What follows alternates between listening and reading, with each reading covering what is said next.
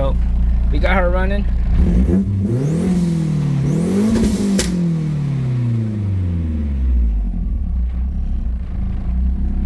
Yeah, mister.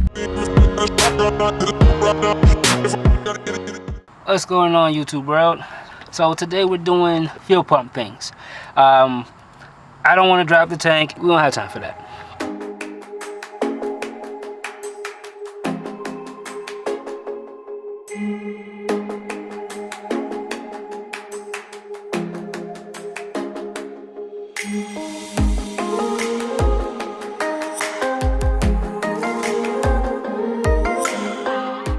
Alright guys, so I'm not gonna lie to you. Well, this is day 2 because I was losing too much light last night. I came back to it this morning. Ended up breaking this by accident, whatever. You want to get this as open as possible. Basically, you want to be able to see all the screws, okay, on the cap. And you'll go ahead and disconnect the line, obviously the connector. Make sure that's out of the way. Now, what I'm going to do right now, before I even take anything out, I'm going to put a piece of like cardboard and like paint the area with Rust-Oleum paint. That way, you know, we don't have no rust issues. Now, I didn't just use my shears. I also use a angle grinder.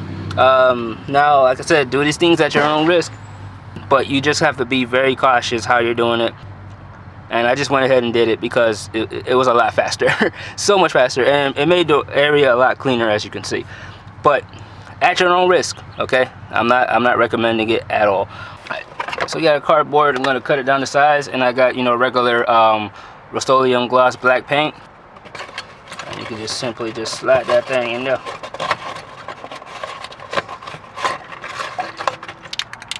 Just a quick few passes.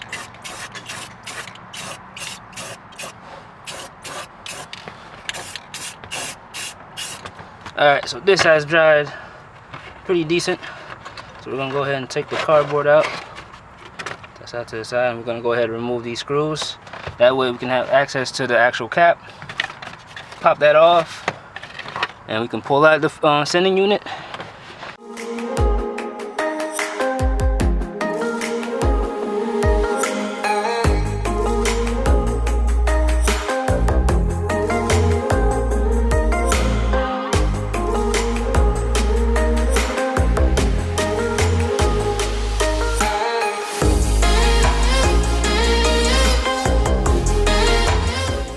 You don't have to twist it.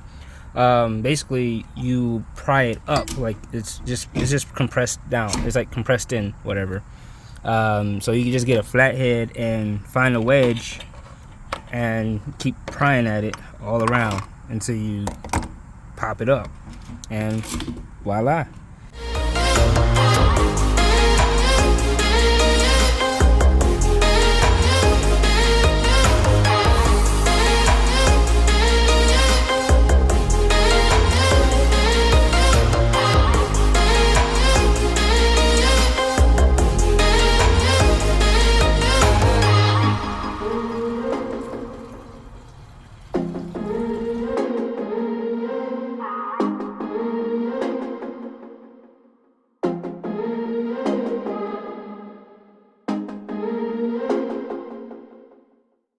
Alright, so when you have the sending unit out, hopefully you guys can see this. You have this little gasket right here. Obviously, don't want to lose that. Now you have 4 wires, 2 connectors. You have two thick wires and 2 thin wires. The thin wires goes to the gauge, this little thing right here, and this one goes. The thicker wire goes to the actual pump, which is inside this container right here. Nice little sticker. I'm gonna go ahead and put that on the laptop. Ooh, it has a little glare to it. That's nice. Usually, what you're supposed to do, you're supposed to the fuel pump fuse. You start the car, and then you remove the fuse until the car dies out on its own. Now, since my car can't start and it won't start, like it's pointless for me to do that. And you can also relieve any pressure in the lines. The easy way to do that, but pretty much the only way to do that, is to open the gas cap, like removing the gas cap, and that'll relieve any pressure that's in the tank. that's when you go ahead and remove the you go ahead and attempt to remove the fuel sending unit. You can do it from under the car, or you can do it like I'm doing and get it from inside the car. So I will need easy access to fuel, because we might upgrade this the sending unit one day, and I don't want to have to drop the tank to do that again when I could just remove it from inside the car. So that's why I'm doing it this way. What's holding it from sliding out is this side. You see how it has a spring, and then it has a lock. It has a lock ring right here. So what you're gonna do is get what I have is a poker with a with a hook, and I'm just gonna get in there and try to remove that lock ring. And from there, I should be able to slide this completely out. But before I even do that, I'm going to disconnect these wires here. That way I could I don't risk like damaging them in any way from when this like comes off. So if you have good memory, position this in a certain way that you remember, so you can put these in the right place. Or you can just, real quick, get your phone, take a picture, or take a note, whatever. But just remember how these are hooked in. One, and I can get your two. Beautiful, easy. All right, so it's this little thing right here. So I'm just gonna put that to the side where we can see it or remember where it's at. Now we should be able to pull this up completely and just examine it. All there is just a spring. So keep in mind, and this one is longer than the other, obviously, and this one also have like a little notch going around for the lock ring. So there's no way to mess that up. Now we're gonna go ahead and disconnect this hose here. You don't even have to. We're not gonna even do that. Actually, no, we're not gonna do it. We're not gonna disconnect the hose. We're gonna put that to the side as well. And from here, toss that to the side. This here is just in by this little tab. You just slide it out. There's no twist on anything like that, but you have these tabs right here. You got 1, 2, and 3. So you get those tabs. You can release those tabs, and theoretically, this thing should just pop out.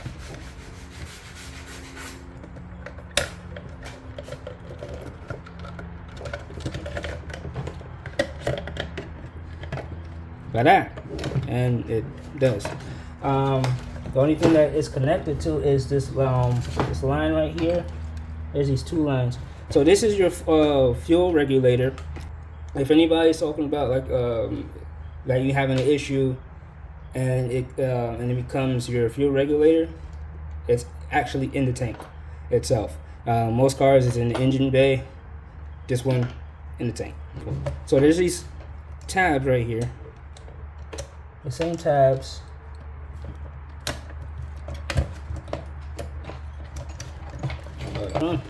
So this part is welded. This little piece is welded here, and this cap has a seal on it. Right? There's no way to twist it or anything. So, look, spilling gas everywhere. That's nice. What we're gonna do is I'm gonna go ahead and remove this filter.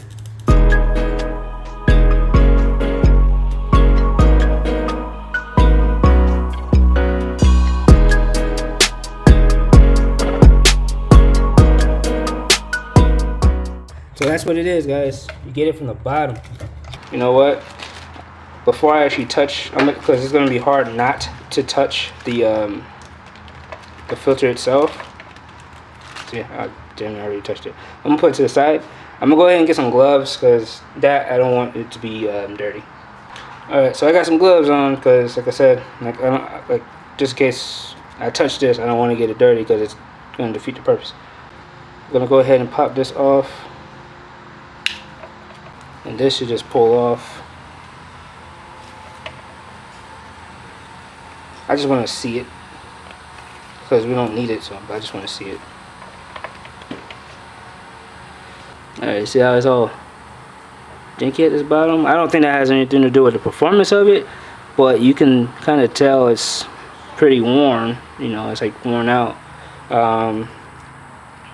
I just wanted to look at it, and then, ew, yeah, that's bad. So you basically want that to be a sealed gap right there. Like, you want it to be as close as possible.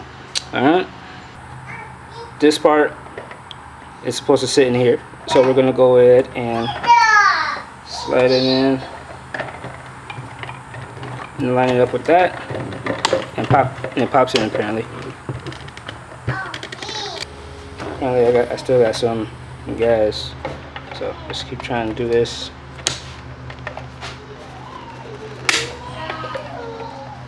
Alright, so I had to put some muscle into it, and we got it all clipped in. We're gonna get this clip back on there.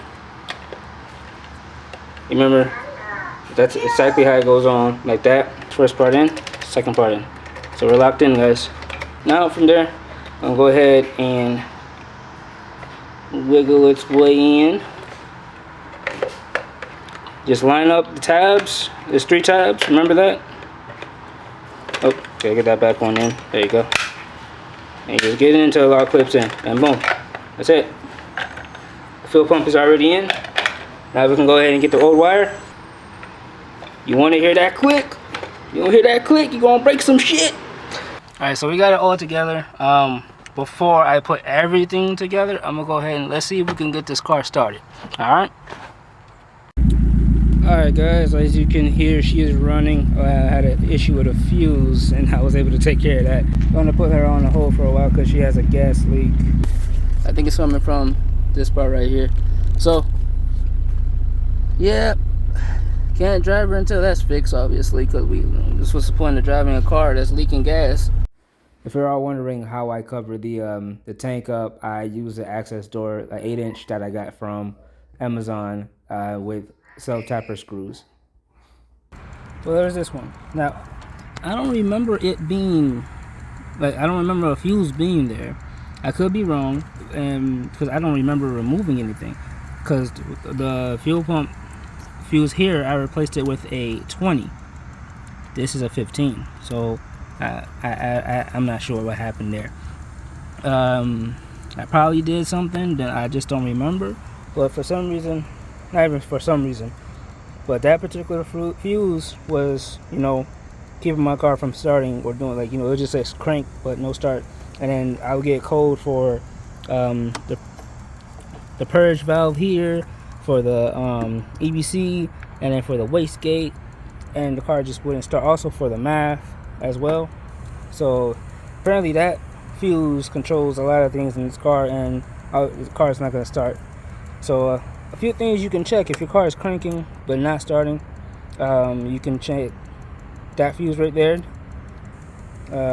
which is the engine, the ENG bar. That's bar 1. This is bar 2. Then you have the fuel injector right there, right here, fuel pump, and the fuel pump relay. And so you can check those if your car is like cranking but not starting. That's only if you you already checked your grounds and you know your parts are good or whatnot. You can always just start with the fuses, and I always forget the fuses sometimes. I don't know why. I should be on top of that because I don't want this car sitting for too much longer than it has to. Yeah, this is it's self-sabotage I did to myself. Alright, so I'm trying to stay patient, and I just want the car to be, at least 99%, because this is ridiculous. If you watched it to this point, I appreciate you as always. Alright, till next time. Peace.